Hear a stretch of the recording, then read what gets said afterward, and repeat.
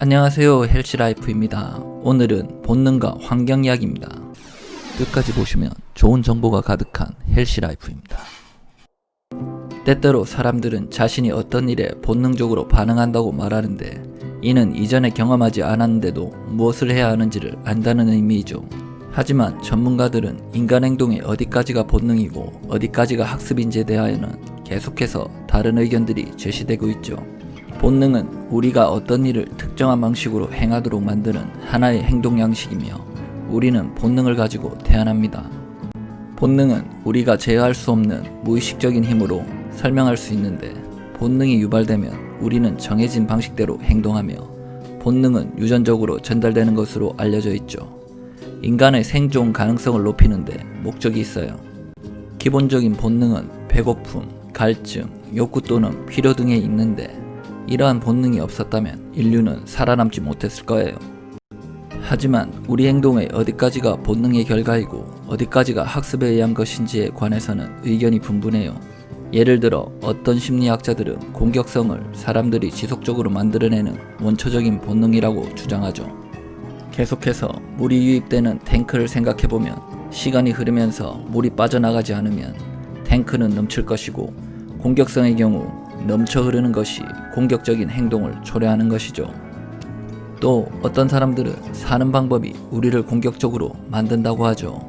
이 관점에서 보면, 예를 들어 도시에서의 폭력은 인구 과잉과 목표를 이룰 수 있는 기회의 제한 때문에 나타나는 것이지, 공격적인 본능에서 기인하는 것은 아니죠. 하루 일과를 목적으로 만들어 그중 본능의 결과물과 학습의 결과물이 무엇인지 생각해 보도록 하죠.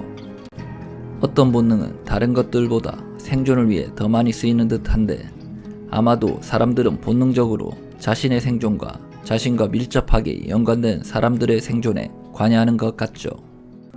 특히 아들과 딸처럼 유전자의 일부를 공유한 사람들은 그 누구보다 중요하죠. 이는 자식에게 먹이기 위해 어머니가 왜 배고픔을 견디는지를 설명해 주죠. 그렇게 함으로써 그녀는 자신의 유전자가 미래의 후손들에게 전달되리라는 것을 확신하죠. 하지만 어떤 어머니들은 자기 아이를 버리거나 학대하는가 하면, 우리는 때때로 낯선 사람들을 구하기 위해 목숨을 걸며 이타적인 행동을 보여주는 사람들의 이야기를 듣기도 하죠. 이 역시 본능적인 인간의 반응이라면 그 목적이 무엇인지 알기 어렵죠. 인간의 본능은 생각했던 것만큼 강하지 않으며, 우리의 행동을 결정하는데 경험과 환경이 중요할지도 모른다는 것이죠. 대부분의 전문가들은 특정 방식으로 행동할 가능성을 물려받는다는데 동의하지만, 사람은 어느 정도는 이러한 양식을 억누르고 행동을 변화시킬 수 있죠. 환경이 본능만큼이나 우리의 행동에 영향을 미친다고 하니 다시 한번 지구 환경에 대한 경각심이 일어남을 떨칠 수가 없네요. 오늘은 본능에 관한 이야기를 드렸으며, 건강에 대한 팁은 동영상 아래 설명란에 남겨놓았으니 참조하시고요. 오늘도 건강하세요. 좋아요, 구독, 알림 설정 아시죠?